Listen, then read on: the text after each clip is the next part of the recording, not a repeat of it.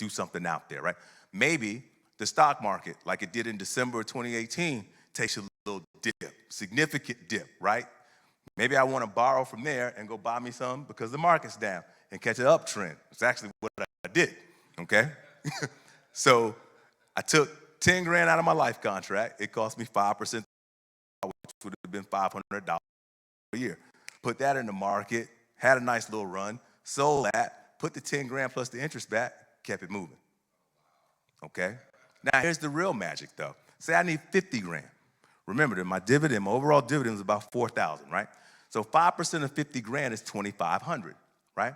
I can take 50 grand out right now, go do something, let that do what it needs to do, and next year I can tell the company, use a portion of my dividend to pay my cost of borrowing.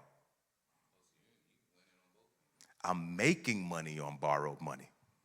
Making money on borrowed money. And they can't tell me no.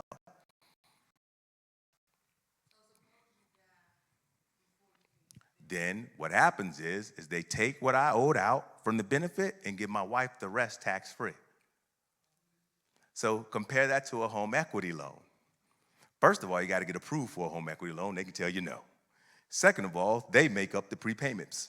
They're going to tell you when to pay it back. They're going to tell you the interest rate, and they're not going to credit you anything to pay the cost of borrowing. And if I die with the home equity loan out, are they going to tell my wife, hey, we're sad. You don't have to pay it back. No, they're going to say we want our money, right? So I've built up that nest egg over the years to make sure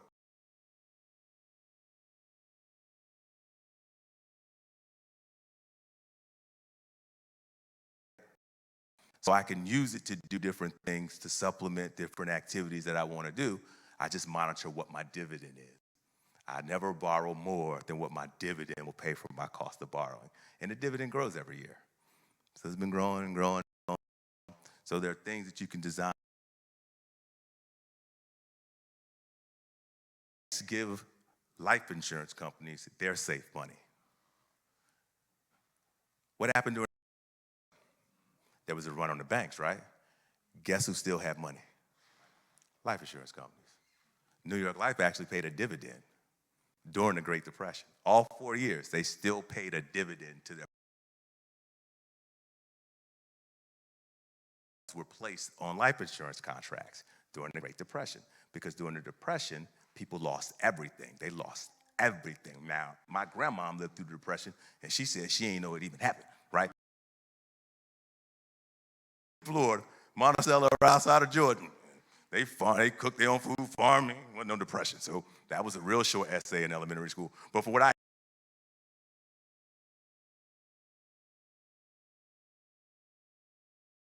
themselves. Why? Because the life insurance companies would pay their families benefits so their families would have money.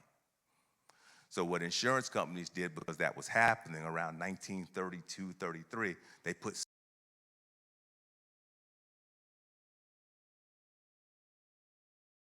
for 24 months. If you're going to jump, wait 2 years. After that, it's over. You can go ahead. I tell you to call somebody first, but if you got to jump after 24 months. Okay.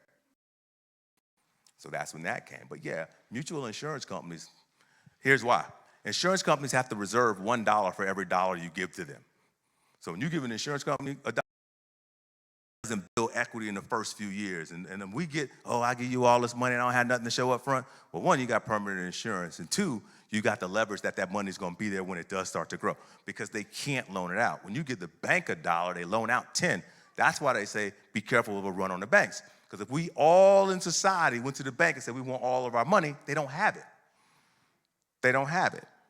And most people, I don't want to scare you, but people will say, oh, it's insured by FDIC. Well, think about this. There's about $6 trillion of deposits. FDIC at its height had about $75 billion. Talking about these large numbers like this, most people say, what's the difference between a trillion and a billion? It's the difference between 1 cent and $1,000. So think about this. If you had 1 cent to insure 1,000, how comfortable are you? Not comfortable at all. So if you want to depend on FDIC, I always make the joke, but I'm kind of serious. Put your money in the weakest bank in America. That way it'll fail first. That way you can get your money first. Because if your money in the strongest bank and it fails last, you're going to be waiting a while. So want some liquidity, but we don't want too much money in banks. We want it working in other places that can work for you, right? And we can definitely there are multiple types of insurance contracts out there. We can go in detail about how to structure those and what's best, because there's some that, my wife has one that participates in the equity markets. I told you I own a bunch of different types of insurance because they all do different things. She has a pension at work. Pension works, so I put her insurance money in the equity market so she can get some upside on that side and the tax-free growth on the other side. I don't have a pension at work, so mine is on the side that has guaranteed growth, helps supplement my 401k and other stuff like that. So we build it so things can kind of work together. Okay. Next slide, boss. Health insurance, the only thing I'm gonna say about this is it changes a lot. Make sure you have it.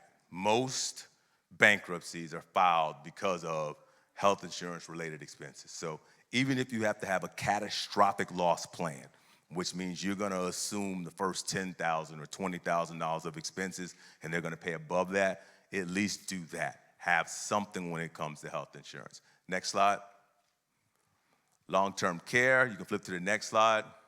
How many of you have ever had to take care of a loved one? Care to somebody that was aging or in that situation? Long-term care will be one of the largest depleters of assets to hit the United States, period, regardless of race, color, and creed. What I say about this to people is, it's better to have some and not need it than to need it and not have it. Purchase what you can afford. It's one of those things that it gives you more options about how your care is given to you. People will say, what's the right age to buy it? I say yesterday, right? Because if you wait until you're 70, 75, it's extremely cost prohibitive at that period of time. But if you have something, it can grow along with you, it can protect assets, and it opens up doors. Personal experience, my father, had a couple strokes before I even got in this industry.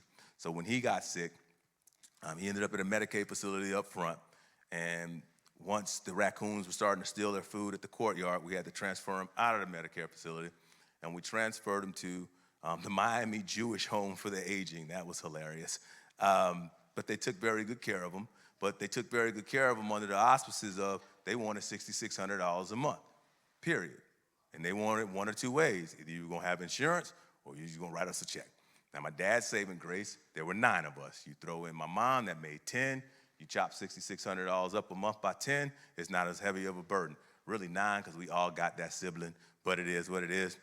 So after about 40-ish months, now it's probably closer to maybe 25, 26 months, 2 years-ish, my brother calls me up and says, hey man, you need to talk to your mom, which means I got to deliver bad news when it becomes my mom.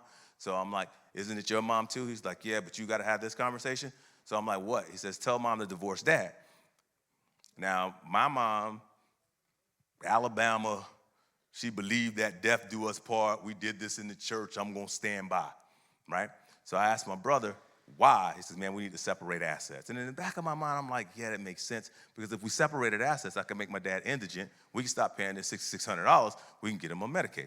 So I said, you know what? Kind of makes sense. Let me go talk to him. I said, but let me call my attorney up first because I need this paperwork drawn up so she can have power of attorney, healthcare proxy. She needs all of that stuff. If I'm going to convince her to divorce him, at least on paper, she can still control and take care of him. That's my only saving grace, right? So I walk in. Hey, Ma, how you doing? Great. Need you to sign this paperwork. What's this? Healthcare proxy, power of attorney, everything for Pop, just in case he becomes incapacitated. Okay, great. I said, oh, and by the way, I need you to divorce Dad. And she said, I ain't divorcing you, Daddy. Don't talk to me about that no more. I said, well, do me a favor. Go to church and pray about it. Because I know that's what you're going to do anyway, right? Go talk to the Lord for a minute and just understand that if we get this done, you can still take care of them, but it's going to save us $6,600 a month. Go talk to the Lord. So I don't know what the Lord said, but when she came back, she said it makes sense. So I don't know what the Lord said, but I appreciate him. Here's what it is. So we divorced them, went back to the Miami Jewish Home and said, hey, my dad's infinite wisdom, he put nothing in his name. Never put it in his name. The house wasn't in his name. Bank accounts weren't in his name. Everything was in my mom's name because they do a 5-year look back. So when we took all the documentation, you can look back to 1968 when they got married. Ain't nothing in this dude's name, right? So he was indigent. Lady looked us in the face and said, not a problem. We will transfer him to our Medicaid wing. I said, hold on, lady. Y'all got a Medicaid wing? She's like, yeah, we have about 15 Medicaid beds on that side of the wing. we save those beds for our residents that run out of money. We don't want to interrupt the continuity of our facility. So once an individual runs out, we fill those beds with them. We don't take the Medicaid people from outside. So if you got the money to get in, they got the bed for you when you run out. But if you don't have the money to get in, true story, the woman I'm married to this day, my wife was living in Miami, I was living in Philadelphia. She used to go visit my dad every day when she left work. One day she went to go visit my father. She called me up and says, you call your brothers, y'all need to come home and get your dad. I said, what's going on? She said, I just finished fighting raccoons in the courtyard from taking his food. I said, what? She said, they wheel him out, they leave him in the courtyard. Once the orderlies leave, the raccoons know what time it is. They go to town. And you got people with strokes, and so they can't. So the raccoons eating up their food, and they come back, and they just wheel them back in. So I turned around. I literally was driving down 476. I'll never forget it. Call my brother in California. Call my brother that was in Wisconsin. Call my brother that was in Chicago. Meet me at the house. What's going on? I tell you when you get there, meet me at home now. And everybody flew in. And God's grace, I'm in finance. My little brother that's out in California right now, he knows everybody. My other brother's in pharmaceutical healthcare administration, and my other little brother's in engineering. So one of them walked in there and looked at the structure of the facility and started saying, I'm writing this up, because this ain't right, this ain't right, this ain't right. My other brother said, let me get that chart. Oh, y'all didn't document this, y'all didn't document that. My other little brother had the attorney on the phone. Hey, talk to this person, please. We're going to figure this out. So they figured out a place to move my pop quick. But that was that dude's blessing and his grace. But if we didn't have the money, you're stuck. Long-term care helps you out of money. So long-term care, that's something you can purchase? Yeah, you can purchase it. And it'll help you take care of you if you can't do what's called 2 out of 6 activities of daily living. Think about what you do when you wake up. You get out of the bed, go to the bathroom, shower, you feed yourself, you get in, you go someplace, and you're able to get from the bed to go to the bathroom at night without going on yourself. Or cognitive issues, which was my dad's issue, dementia or Alzheimer's. So it will cover if 2 of those things happen, it'll begin to pay X amount of dollars per month. And you can go for as little as $50 a day. But even that, back then, if I had $50 a day, that's an extra $1,500. You take $1,500 off 66, it makes it lighter, right? So you can purchase something per day to help take care of yourself. Okay? Next slide. I think we're going to get into fun stuff. Next one, because we said long-term care. Let's go to retirement. All right, let's go. Next slide. Retirement. The cool thing about retirement is it's not what it used to be. Back in the day when our parents were growing up, let them tell it. They started working when they were 3, throwing newspapers in the snow, walking down the sidewalk, right? They retired at 65, and they got 3 things. What'd they get at retirement? Gold watch. What else? Gold watch. What else? Pension. And what else? Social Security. So it's 4 things. You also got a party. That's what they gave you, your gold watch, right? Okay? But you got a gold watch, you usually got a pension, a party, and Social Security. And back then, they had the common decency to die by around 70-ish, right? They didn't live as long as we do right now. So you worked longer, you had stable income, and you didn't live as long to spend it, so everything kind of worked itself out. Next slide. Things have changed, right? Today, some of y'all still got kids in y'all basement trying to find themselves, right?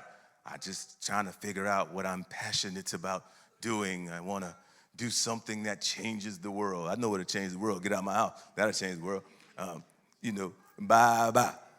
You know how you get rid of your kids? Y'all want help? Become bad parents. Bad parents, kids never come back. They leave at 18 and keep it moving, right? So one of the things I started doing with my nieces, because they come visit me every summer, I do things like just turn the internet off. Watch that experiment in your home. Like turn the Wi-Fi off and watch them go to.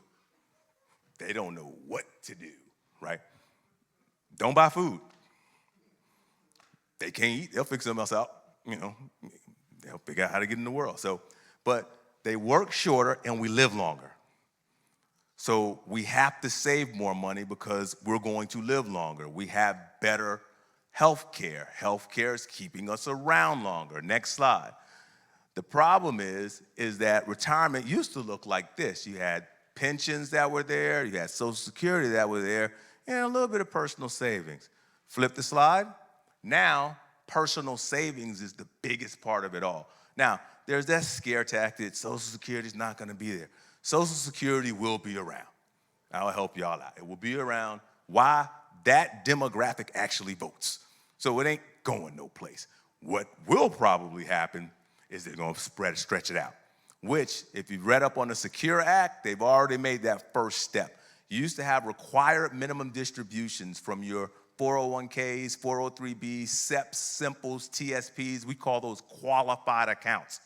You used to have to take a required minimum distribution at age 70 and a half. They've stretched that out to 72. Okay, they give them a little bit more time with required minimum distributions. But what they did on the back end side, which is also very important, because a lot of people's wealth are in those accounts, they eliminated the stretch IRA. So we have a lot of clients that say, oh, I'm gonna leave my kids my 401k, they'll take care of that, and they can take that for their life expectancy. Not anymore. Now that person who receives that money, if it's not a spouse, and if the spouse is 10 years younger, they got issues. But if it's not a spouse, they have to spend that money in 10 years, period. That account has to be depleted within 10 years. There is no generational anything. Uncle Sam wants his cash up front. Let me get that up out you. You can move it. We got to play, right? We got to look at what's what, but we got to take that in consideration. Next slide. So when we're looking at retirement, there's a few things you want to ask yourself. How much money do you need, right? You got to know that number, right? How much do you have, and where do I need to make up my shortfall, okay? Then we look at where I need to put my money and how taxes are going to affect it. Flip to the next side. I'm going to talk about taxes a little bit. Go to the next one. So if you had $1 and it doubled every year, how much would you have in 20 years? So $1 goes to 2, 2 goes to 4, 4 goes to 8. Doubles every year for 20 years. How much money do you think you have in 20 years? Hit the slide again. You will have over $1 million. If $1 doubled every year, you'll have over $1 million. Flip the next one. What if that same, but you had to pay 28% taxes on that double? So instead of 1 going to 2, that $1, 28, one went to $1.72. So on and so forth. How much money do you think you'll have then? It's okay if you're wrong, because most people will be. About 300. Flip the slide. You will have a whopping $51,000.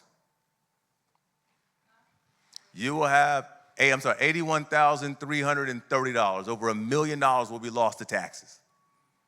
So again, my people, it is important for my people, I don't know what the rest of them doing sometimes, but my people, you here in the marketplace, be cognizant of fees. Don't pay too much in fees. Oh, the fees, the fees, fees. Taxes will outweigh fees every day. You'll never fee out a tax. Now, there are some things that have exorbitant fees, right? We want to make sure that the fee conversation is there and that it's correct, okay? But you gotta have taxes on your mind too. Flip to the next slide. Most people don't understand that. This is a chart that shows where taxes were from 1913 until today. And the orange slides that you see there are the highest marginal tax brackets. So there were actually 15 years in United States history where the highest marginal tax bracket was actually 90%. It was during wars, okay? Flip to the next slide. When tax plans were popularized, 401ks, 403bs, and those things, the highest marginal tax bracket at that time was actually 70%. If you were making $50,000 back in 1979, 1980, you were in a 49% tax bracket at 50 grand. Today, we don't even have a 49% tax bracket. Highest marginal tax bracket right now, I think it's 36.7, somewhere in that range, okay? So think about it. Person making $50,000 right now is in a 12% tax bracket. Back then, it was a 49% tax bracket. So back then, it made sense. Let me defer all the money into my 401k. Let me defer as much as possible, because I'm deferring at a 49% tax bracket that if I'm taking it out today, I'm only paying 12. It worked. But if you're here today and you're deferring at 12, 25%, if I had to ask you all, where do you think taxes are going to go in the future? Up or down? Most people will bet up. You could be right down. We don't know. So since we don't know, when uncertainty is the only thing that's sure, having options is your best protection, all right? So we want to make sure we're diversified. Next slide. There are only 3 places where your money can go, and these are 3 buckets, and I can get you, I'll email you this. When you fill out your seminar feedback forms, make sure you say good things. If not, just keep it to yourself. But make sure your email's there. We'll make sure to email you this, and we'll email you a tax efficiency checkup also, so we can see where your assets are. Your tax, when you make money, when you earn money, you're gonna put it in 3 buckets. You're either gonna put it in a bucket that's taxed now, savings accounts, mutual funds, things of that such. You're gonna defer it to be taxed later, your 403B, 401Ks, TSPs, or we can put it in a tax never bucket once it's earned. Roth IRAs, cash value life insurance. That's one of the things where life insurance comes into play. Tax-free muni bonds, and there's some other quasi-assets in there like variable annuities, 529 plans that have some tax favorable things. Flip to the next slide. One of the things that we wanna make sure is we'll look at where your assets are and make sure you're not too heavily leveraged one side or the other. So if all of your money is in that qualified money account, we might want to start reallocating some assets to get it in that tax-free account. Because if you hit retirement, flip to the next slide. I'm gonna go across a couple slides probably now. Keep going, stop there, right? You might not be able to see this, but on the left-hand side is a person that needs $100,000 a year, right? And all of their money is in a qualified account, a 401K. So when they take that $100,000 out, they gotta pay 22% in taxes. That nets them $78,000. However, if they were diversified, they could take $50,000 out of the qualified account. That puts them in a 12% tax bracket. So you just lowered your taxation. And if they took the other $50,000 out of a tax-free asset, now you're bringing home $94,000 just by being diversified. So the time to plan for that is sooner rather than later to make sure that you're diversified. The other thing that it allows you to do is the properly diversified asset that has guaranteed growth profile can act as a buffer asset. Pastor said something when we opened up that, we don't know what the market's gonna do in these uncertain times. How many of you all know what the stock market's gonna do over the next 30 years? Everybody raise their hand. Everybody raise their hand. You all know what it's gonna do. You don't know when it's going to do it. There's a difference. It's gonna go up, it's gonna go down. That's what it's gonna do. It's gonna ebb and flow, it always has. You just don't know when it's gonna do it. If you leave here tonight, among the other things I've tried to educate you on, jump on my bandwagon of and, not or. We live in a polarized society. You either gotta be this or that. Sometimes the answer lays in and. So think about this. Remember the story of the tortoise and the hare? Right? Slow and steady wins the race. But in the back of our minds, we probably know that hare probably would have won the race. Imagine if they worked together. Imagine if you had the tortoise and the hare. Imagine if the hare would have strapped the tortoise to his back. Then the hare could run, and when it got tired, it could lay down on the tortoise, and the tortoise would keep walking. So it always would keep moving forward. Once the hare rested up, it could jump back up and keep on running. Think about the stock market like the hare. It's gonna run. Eventually it's gonna get tired. That's where you need a tortoise asset. One that's gonna be guaranteed to grow, keep moving forward. Might not be as fast as the hare, but it's gonna keep moving forward when the hare gets tired to allow the market to come back and do what it needs to do, right? Because if you sell too soon, you lose, which we'll go into in a few. Next slide. Next slide. So, be fearful when others are greedy and greedy when others are fearful. Warren Buffett, talking about the markets. Click, next slide. This is, keep going. Keep going. I'll email that out. Keep going. There, volatility, right? One of my favorite slides. These are short-term volatility, S&P index, 3-month rolling returns. You see a bunch of this, bunch of that. Flip to the next slide. But here's a reality, and I know it's small. Sitting on the sidelines definitely is not the best move. Even with all of that volatility, what you see up there is 17 out of those years, I think it's about 20 years up there. It's like 17 out of those 20 years, the market still finished up. So although it may have been down 10% at some period of time in the year, you see the blue is finishing up. And most of those you'll see are positive, negatives in there, but in general, the market finishes up. So you have to, when we're investing, be able to stay in the market. That's why when we put all this together, you need the foundation. You need that savings account, right? You need that emergency fund. Because if you got to go into your 403B or your 401k or your market assets because something happened to the house, well, the market might be down and you're just locked in the loss. So you got to let it do what it needs to do. Go to the next slide. I think a truly protected portfolio will have at least 3 years of money in an asset that can't go backwards. Why? The stock market, as you can see here, and most people never know this, the stock market has only been down 3 years in a row, 3 times in history. Great Depression, World War II, and the tech bubble. That's it. Other than that, it's never been down 3 years in a row, ever. So think about it. If you move into retirement and you have some of your money in the market, and you got a pension, that's a great thing, but you also got a guaranteed growth asset. If the market's down, instead of you having to take the money from out of there, you go to your guaranteed growth asset. Why? Because the greatest example of this was 2009, the Great Recession. The market was down 37% that year, right? 2008. If you would have sold there, you missed 26.46% the next year, and you missed a 10-year bull run. When you hear the pundits and the people telling you, oh, the economy's been doing so great.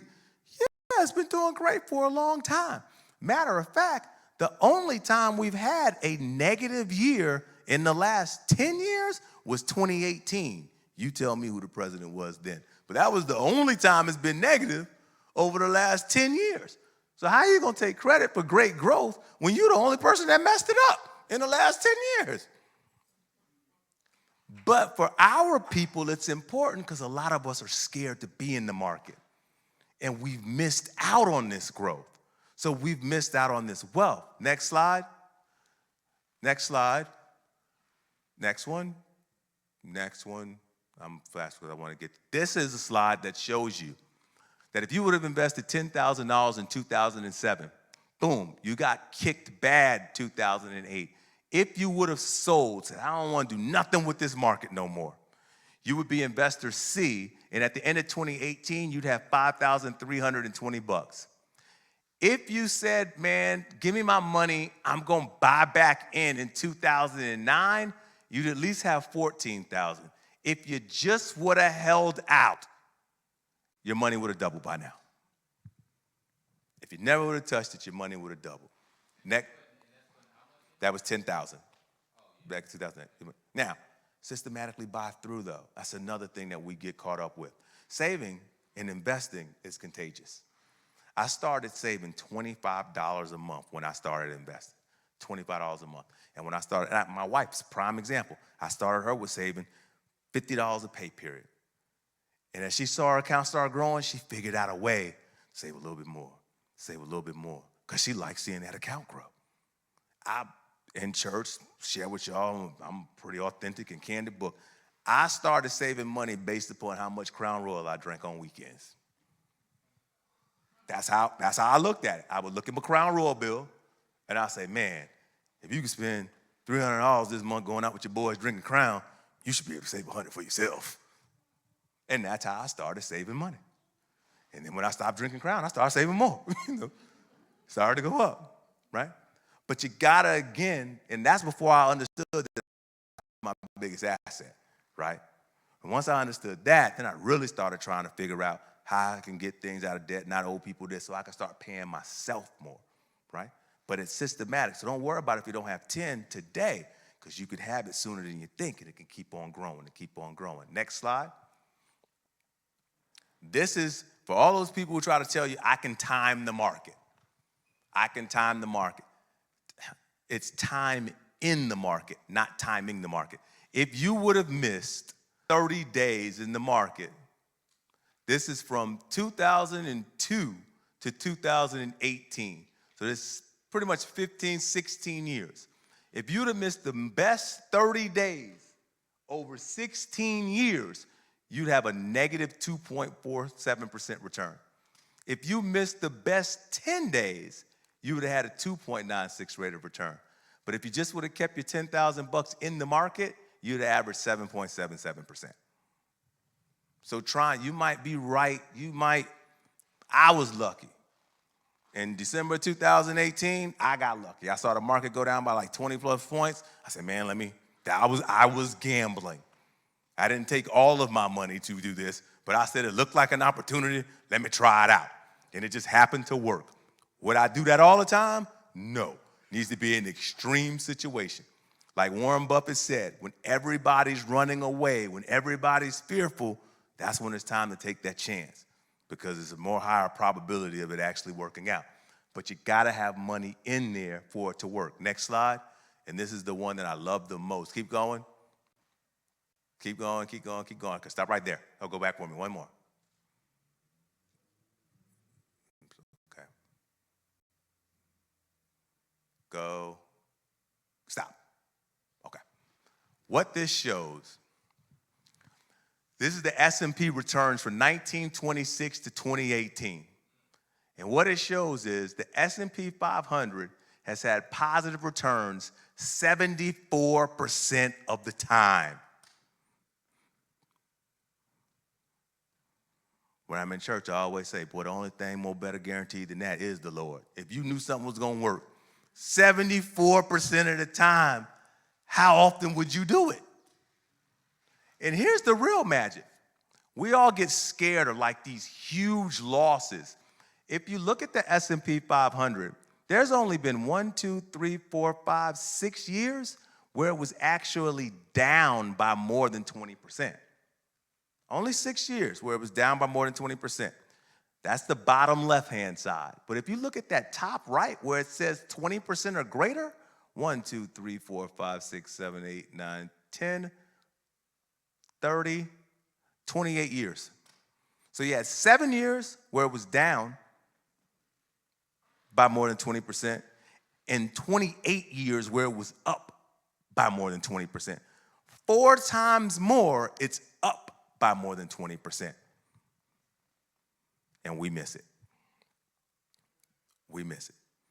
Because I don't want to lose my money. I don't know why we don't understand it, bottom line.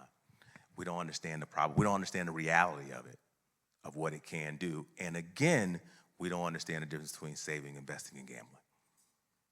I tell clients all the time, if you're nervous, turn the TV off and don't open your statement. Just let it sit there. Keep putting money in it. Turn the TV off. Don't open your statement. I tell you when to open it. Trust me. I tell you when to open it. But keep putting it there. Keep putting it there. Keep putting it there. Keep putting it there. The markets and investing and wealth, it's a lot of correlation with church, man. A lot of people get frustrated. Oh, I've been praying, nothing happened. Keep on. Keep on praying. It's going to happen when you're ready to handle it happening.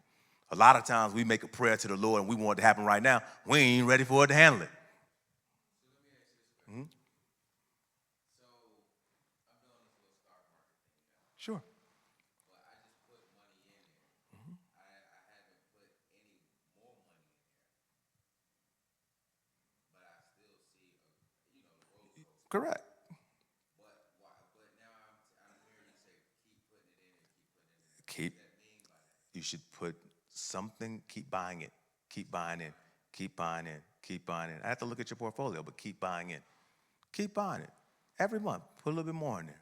Put a little bit more in there. There should be some automatic, systematic savings program that we all have. Every month, where we don't think about it. Just put it in there. Put it in there. Put it in there. Put it in there. Put it in there. My wife, when she first started doing it, I told her, you put money in that account, don't open the statements for 24 months. Don't do it. So, but now, the stock market you're referring to, Mm-hmm.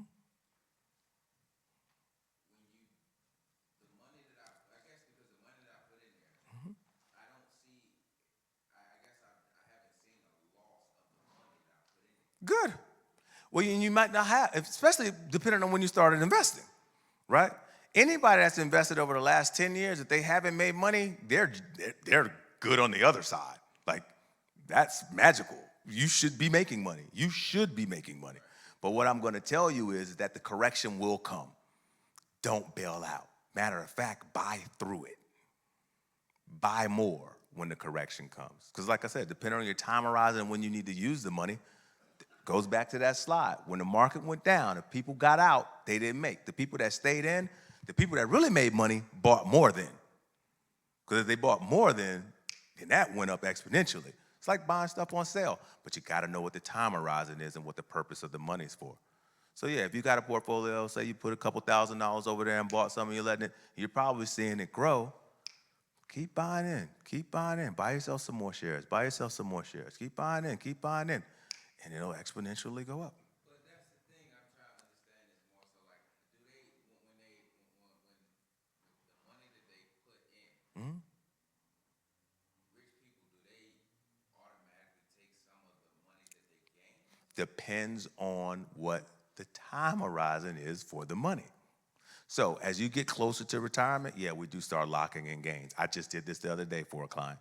They've been investing. Matter of fact, talking to a guy tomorrow. Investing.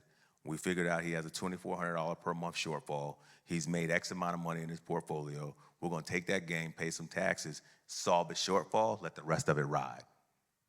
So what rich people do is they systematically invest and they let it grow. As they get closer to the needs that they have, they start reallocating. They also invest in themselves. They figure out ways where they can invest in things that they can kind of control and grow. So how many of you all are business owners? All of you are business owners, you just don't know it. You the CEO of You Incorporated. And when you start running your household that way, things will change. My wife, I call her out. Most of the time I don't call her my wife, I call her my chief operating officer. Nothing goes on in my life without her. She operates it. I'm here tonight. She told me, got a seminar tonight at 7, don't be late. Stop by the office to remind me, hey, got a seminar in DC tonight. I know how you do. Make sure you're not late. Got it. When I go home, there'll be food in the microwave. Why? She knows I got to refuel up.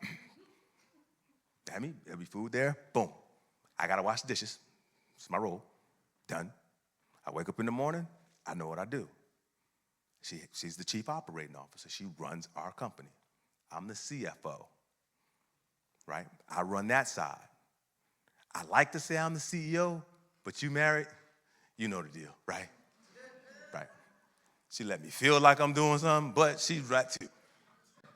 And that's why I married her, right? So I don't have to do nothing but work. Got a good woman, just go do your thing. Everything else works out. But I'll also say God gave us all talents, right? And again, it goes back to, are you spending time cultivating your talent? Tammy will co-sign on it. She knows I get paid to do this usually, right? I usually don't show up for less than $2,500. People go, oh, we want Broad to come speak, $2,500. And if I got to travel, you're going to pay for the travel and give me a place to stay too. Now, typically when I speak at churches and other places, I always donate half of what they pay me back to the church, period. God's been good to me. I continue to be good to them, right? Local stuff, though, do that for free. Why? God's been good to me. I'm going to be good for y'all. That's just how I feel about that. But it's a talent. I've been speaking since I was this big. I'm dyslexic. So when my mother figured out I was dyslexic, she put me in oratorical speaking contest. She said it's important that this boy can communicate so masterfully verbally that people don't know he can't write.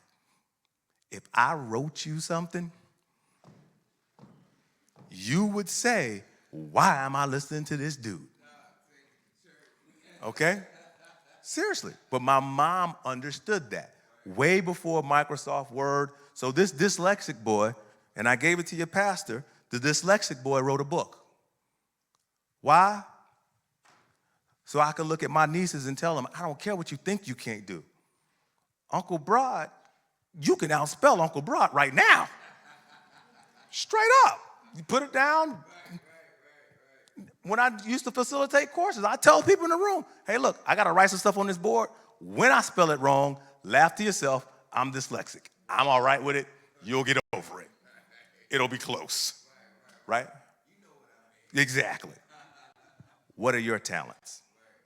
What are you good at? How can you monetize it? As we say it back home, what's your side hustle? Shouldn't take away from what the main hustle is, right? But what's the side hustle? What do you do so well that people will request your presence and they will pay you to do it? That's the extra cash flow. That's the money that helps with put the money in the investment. I can't stand when I hear people say, I don't have time. We all got 24 hours. We all got the same amount of time. What are you focused on? My biggest pet peeve is if I just had the opportunity. What's more important, opportunity or ability?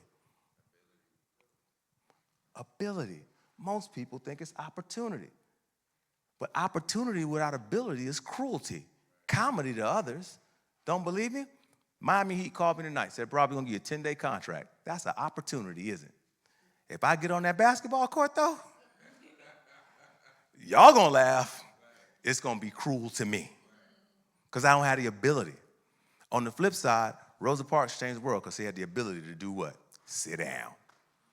They didn't tell her we're gonna give you the opportunity to start a movement. Gandhi, you think the English said, hey Gandhi, we're gonna give you the opportunity to liberate your people? No, but he had the ability. We all have abilities, talents, we all have them, but we don't focus on cultivating them. Therefore, we rob ourselves of the riches that are out there for us. And that goes to me building wealth. And that kind of closes this thing out. So you try to transition me. The next one's talking about wealth accumulation. When we want to build wealth, there's a couple things we need to do. One, keep it centralized. You need to control it. So all of you, how many of you all have a will? Medical directives, power of attorneys, good. If you didn't raise your hand, the state has a will for you. State of Maryland, Washington, D.C., Virginia, they have a will for you. And how that works is, your craziest cousin is gonna love you a lot when you die. They're gonna go down to the probate court and say, I loved it at him. I wanna be the executor over all of his stuff, because that's what he wanted me to do. And the probate court doesn't care, as long as they can verify that they're a relative, they're gonna control your stuff. So the first thing I tell you all, get your wills and stuff put together. Next, if you have children, you probably wanna trust. Or if you just have stuff that you wanna keep centralized. I don't care how much it costs you, save up your money, you probably wanna trust. Why? Everything I leave my nieces go into a trust. I'll tell you why. I don't know who they're gonna marry, I don't like them. And I darn sure don't want them to have my stuff. So whoever it is that they marry, if that don't work out, they're not getting half of what Uncle Broad worked so hard to do. One. Two, I don't know what they're gonna do in their lives. So I got rules on how they get this money and when they can get this money. They can't get all of it until they're 45 years old. Why? I think you got some sense around it. And if you don't, oh well, you're never gonna have it. You probably need the money, okay? But until then, one of them gets a 50% match, the other one gets a 100% match. The one that gets a 100% match is the one that's gonna be a teacher. She's been wanting to be a teacher since she was this big, she's gonna teach. So we know how they pay teachers. They don't pay them what they're supposed to be paid. So she can get up to 100% of whatever it is that she earns out of the trust matching funds. Her sister is gonna be a nuclear physicist, so she's gonna make more money than everybody in the room. So she gets a 50% match on what it is that she's doing. Up until they get to a certain age where they can get it all. But regardless, it will always stay in my family. It will stay with my girls. And that's what I'm working for. So you can do that if your stuff is situated correctly. You can also create mechanisms that refill these things. So both of my nieces are both already insured for $250,000 each. By the time they reach their life expectancy, those contracts will be worth over $1 million. Those contracts, once they get old enough, I'm going to have the trust buy those contracts. This is a little bit more advanced planning. Why am I gonna have the trust buy those contracts? Because when they pass away, that money goes into that trust to take care of the next generation of youngs. Correct. But it comes with planning, and it comes with upfront, I hate to even call it sacrifice because it's such a big benefit on the back end side. It's just such a big benefit on the back end side. It's about what's important to you. Do you want to have money or do you want to look like you have money? There's a difference. We all got that cousin that got a purse that costs more than what they got in the purse. Or pulling up in a clean ride and they ain't no gas money. So we changed that paradigm a little bit about what's important, and we begin to build wealth from that foundation up, and then we instill it into our children. I'll encourage you all this. Before you buy your kids another toy, before you buy them another gift, at that age right there, start helping her research who makes that toy. You see, with my girls, and they used to hate it, but now they know the rule. Before they ask me for anything, they tell me who owns it, what's the ticker symbol, and how much it costs to buy it. Even down to Elmer's glue to make slime. Uncle Brad, we need some stuff to make the slime. Elmer's glue is owned by this company. It's trading on the Dow Jones at this amount of money. I don't want to buy it. I just want glue. I just need them to know, though, because they have made some decisions. When they wanted the Apple earbuds or the Apple phone multiple years ago when I wasn't giving them a phone, if it wasn't for them, I would not have bought Apple at $82.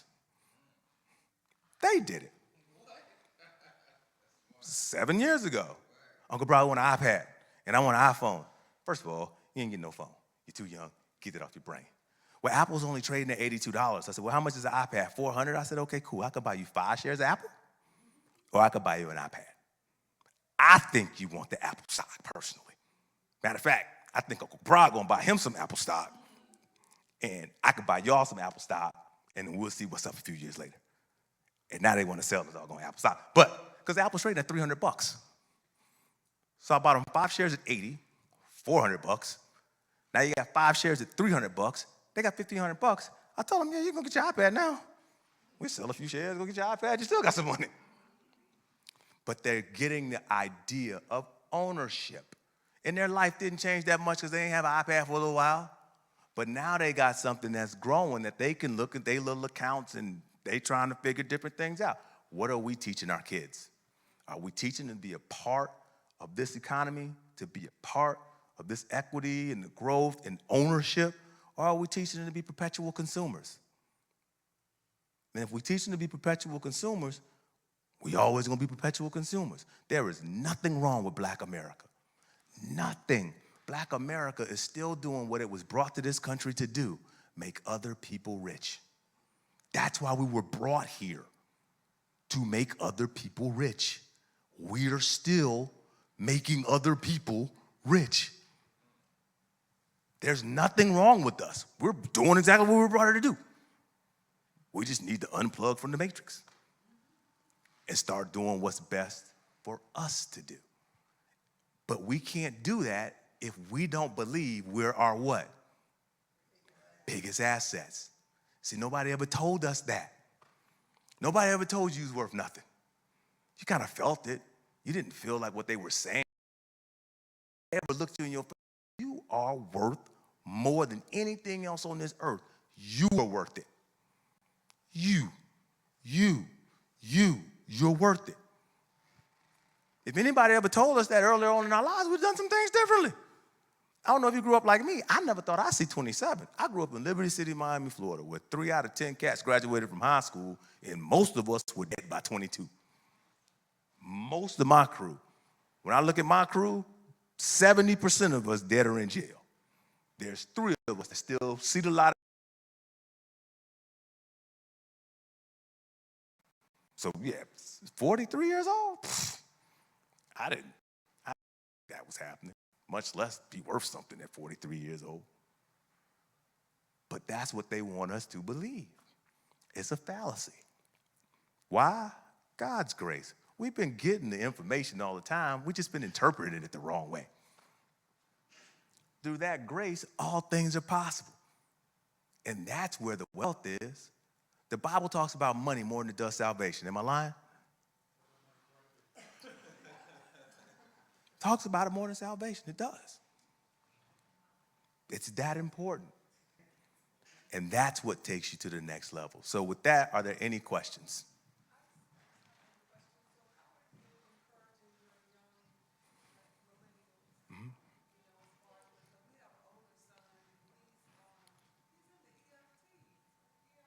EFT, exchange traded funds, yeah. So it's an education thing, one. Meet him where he is, right? And when it comes to like risk, I think it's riskier to not be in the market than it is to be in the market. I always fight emotion with facts, and I know that.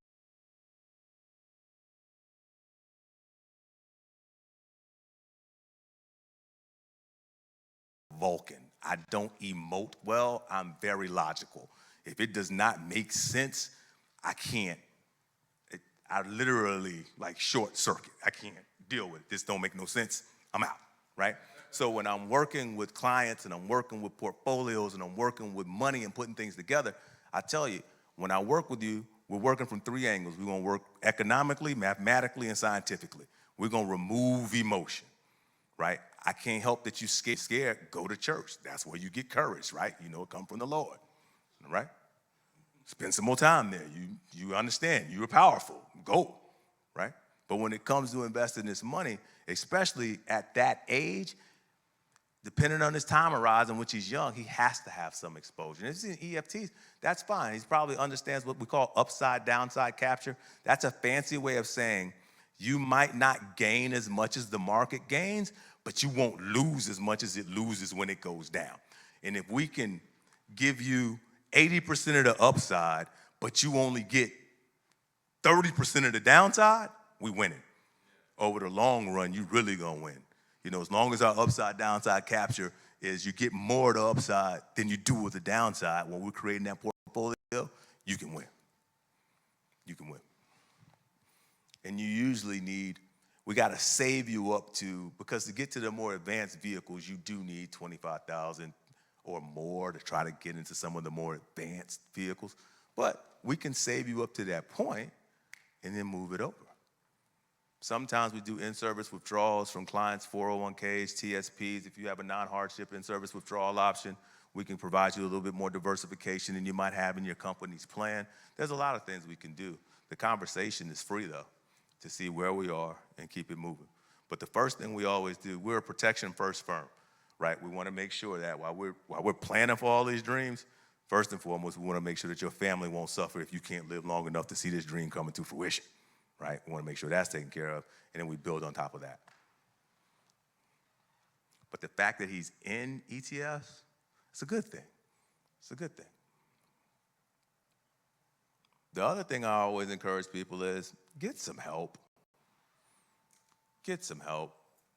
I don't even manage my own money. My partner manages my money. I manage his money. Why? I'm not as tied to his money as he is. He's not as tied to my money as I am. I am fallible just like you are. When I see the market went down 600 points, I done lost $20,000 and hey man, what we doing? What's your problem? And he got to sit me down. Look, boy, this ain't money you're using right now. It's money for here. You know the markets, talk yourself over there. And he tells me the same thing I tell the client. Close the statement. Turn off the TV. Because this isn't money that we need right now. The money that we need for, we got your emergency fund, we got your guaranteed growth asset. So if there was an emergency, we go here, we don't go there. Matter of fact, the market's down, you got some extra money you need to invest? Let's buy while it's on sale. Because as long as we have a properly made portfolio of good quality companies, it's on sale. Let's keep it moving. Any other questions? Is there anything that you all wanted to know about that we didn't discuss this evening? If I knew that, I wouldn't be standing in front of you right now. Why? I'd buy it and I'd be on the beach. And when a person really, again, that's a great question, right? Because a lot of times, man, we all wish we knew that. And I'm willing to argue that the person who tried to convince you that they knew that, 9 times out of 10, they did not know that, and you probably don't know where they are anymore. So we can try for the next greatest thing, but I really want the foundation of your money to be in something that's prudent and that's gonna grow over time and really grow wealth for you, not hit or miss. Because when we looked at timing the market, if you miss the best 30 days over 18 years, you're negative. So I can't pick the best 30 days over 18 years, much less the next best whatever. But we can look at trends. So like think about this.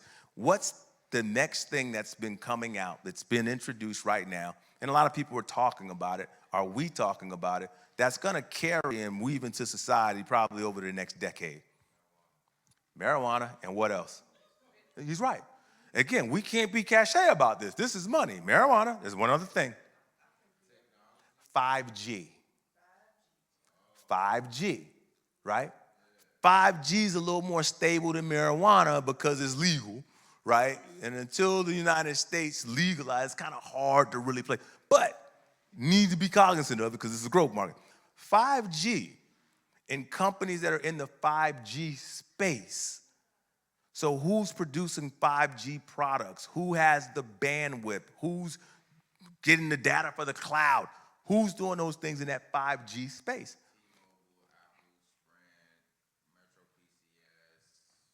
So can you find an ETF that has a bundle of 5G stocks? Should all of your money be there? No, but it's probably on par to be your next best thing. But instead of trying to pick the one, what an exchange traded fund does is it'll say, you can take X amount of dollars and invest in 10. So you can get an exchange traded fund that might be 5G correlated that has Apple, T-Mobile, Verizon, yada, yada, yada, yada. And you can buy into that with $100 a month and buy shares, right?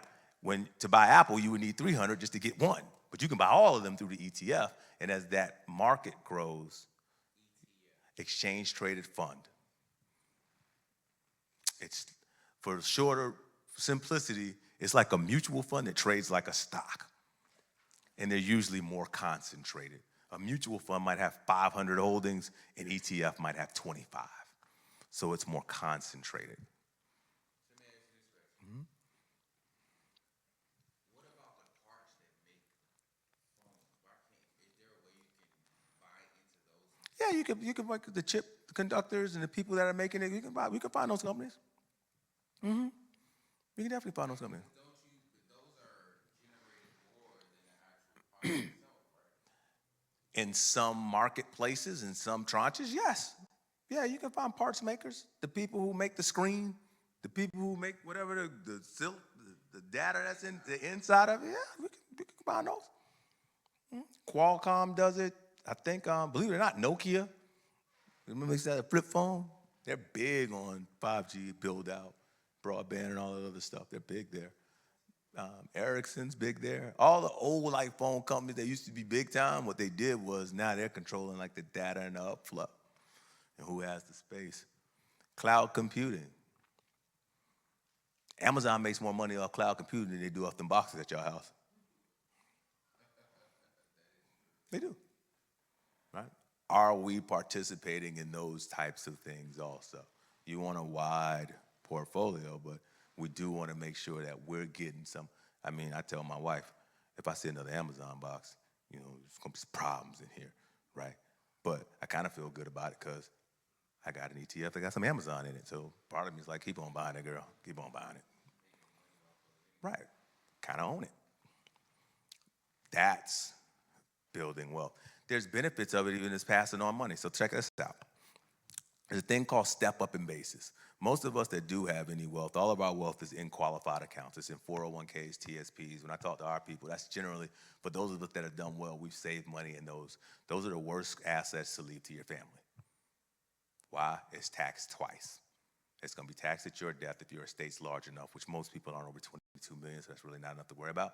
But it's also going to be taxed to your children. So when you leave your kid that $1 million that's in that 403B, they're going to pay 30-some-odd% on every dollar they take out of it because it's going to be taxed at their ordinary income rate. And depending on how much they take out, they add it on top of their income, and it pushes their tax bracket up because they have to take it all out within 10 years. So you just whack them. Your stock, your ETF, you pass that ETF on to that child. Let's say you bought $100,000 of Amazon. I'll use Amazon. You bought $100,000 of Amazon. Amazon grew to $500,000. You're so happy about it, she had a heart attack yesterday.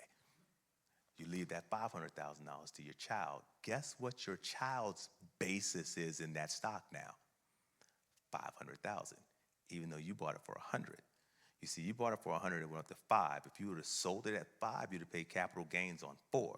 But because you pass it along to the next generation, she gets what's called a step up in basis. So it steps up to 5. So now if she sold all 500,000 of those, guess how much she pays in taxes? 0.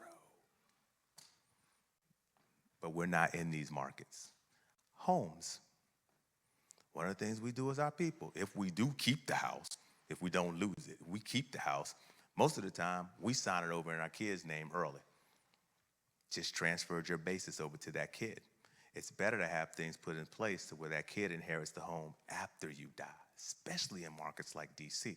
You got people that bought houses around here for $70,000 that's now worth $700,000. Instead of transferring that to your child right now, which transfers the $70,000 basis with it, so if they sell it, they have to pay taxes on $630,000, die. Pass it on to them after death, because when you pass it on to them after death, then they get a step up in basis. Their basis is the $700,000. So now if they sell it for $720,000, they only pay taxes on $20,000 versus $670,000. You keep wealth. So I tell young adults who have parents that have appreciated asset properties, man, pay your mama taxes. Make sure mama stay in that house, keep that house upright. Pay your mama taxes, make sure everything cool. You know, monitor it, but pay mama taxes. Make sure the will got you in it. When that happens, the day gonna come, but you get that asset with the step up in basis. Life insurance. Life insurance passes along tax-free. I'll tell you what affluent people do, because they got large money in 403Bs and 401Ks too. I can't tell you how many people we have come in that I got $2 million in a 401K. I've been saving my whole career, had some stock options, things went right? But I know if I leave this $2 million to my kids, it's gonna be extremely taxed. So what they'll do is they'll take 650,000 of that, maybe 7. They put it in something called an income annuity. That spits out X amount of dollars annually. They pay the tax on it. They take that difference and they put it in life insurance. The life insurance creates 1.5 or $2 million of a tax-free death benefit. So now what they did was they took 700,000 of their $2 million to create 1.5 to $2 million of tax-free money to their kids and free up the 1.3 million for them to spend. Because they ain't worried about not leaving nothing. They got the insurance asset on the other side that's gonna guarantee to leave something.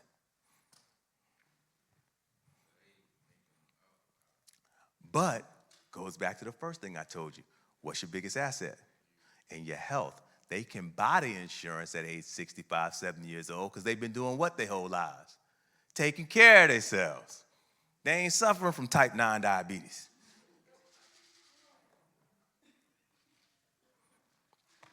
Because they knew their worth. All starts here with belief. Gotta believe. If you don't believe, you right. My granddaddy used to always say that. If you don't believe, you right. I never understood it till I got older. Pretty much what he was saying. If you think you can't, you right. If you don't believe, you right. Gotta believe. And then you got a plan. It's out there. The information's out there. We got it. Giving it away for free. You just got to implement. And we can help you do that. Those feedback forms, if you want consultations, put it down there. Consultations are free.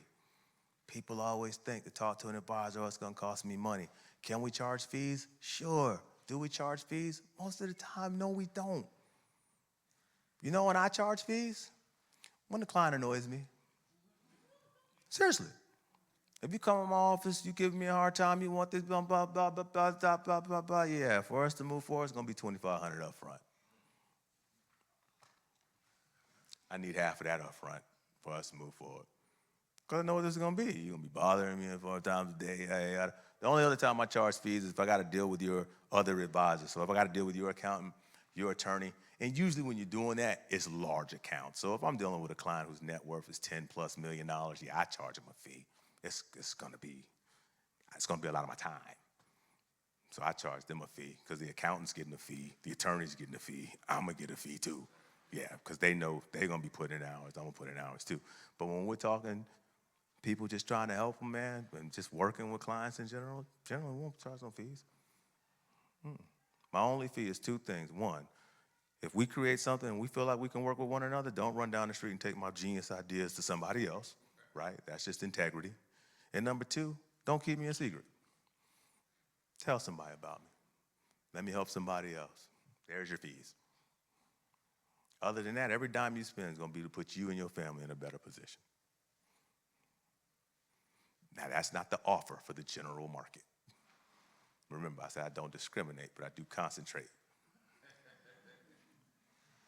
The general market, I charge fees. Why? I call it my reparations. Whatever. They don't want to give it to me, I'm going to get it one way or the other.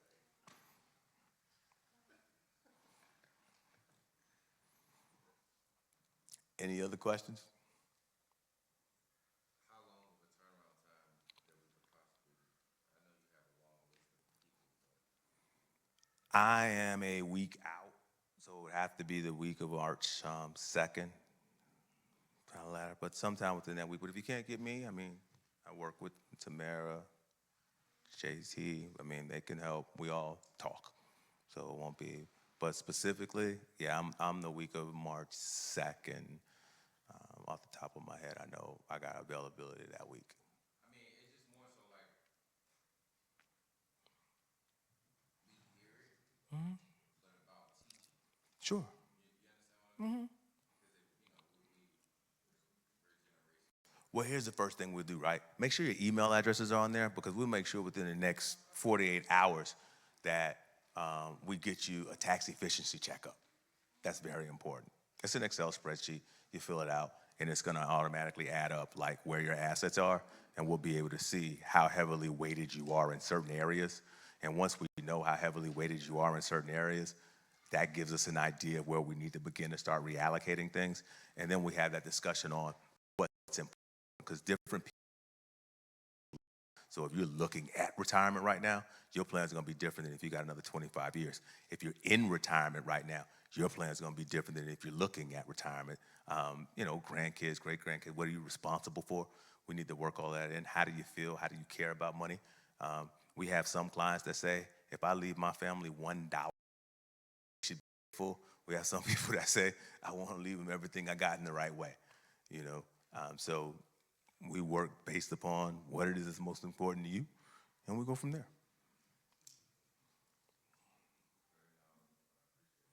Thank you, man. I appreciate that. Thank y'all for showing up. It always baffles me that you think the room would be packed. I mean, the church is free. They're offering free education. If Kurt Franklin was in here, it'd be standing room only.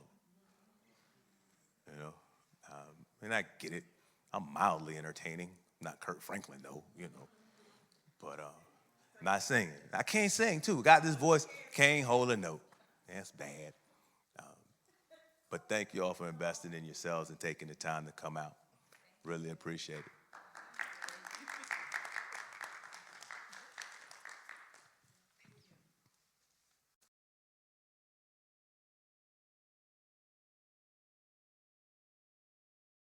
So very much.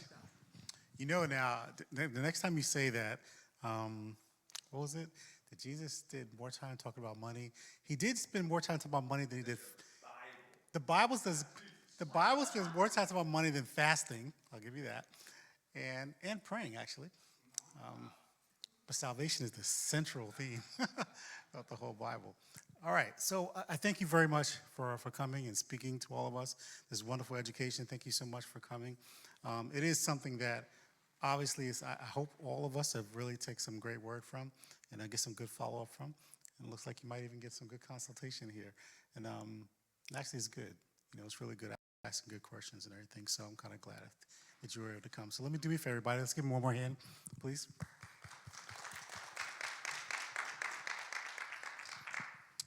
All right, so I hope you have a blessed evening and a wonderful week, the rest of this week. So remember, we'll be back here on Saturday morning, clergy 9, everyone 10:30, and then out to the community at 12 o'clock so we can give back and help people that are maybe struggling with life.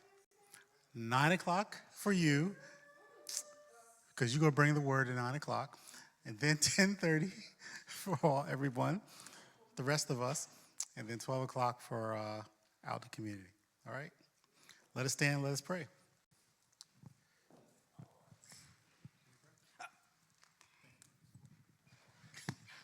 Put me on the spot. Father God, we just thank you right now in the name of Jesus, Lord God, for allowing us to be here on this day. Father God, we thank you, Lord God, for the information, the great information, God. Let us go forth, Lord God, and apply it to our lives.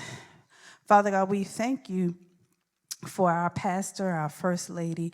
We thank you for watching over us, protecting us, Lord, covering us, Lord God, watching over our families. Father God, we just ask for safe travel home. In Jesus' name, amen.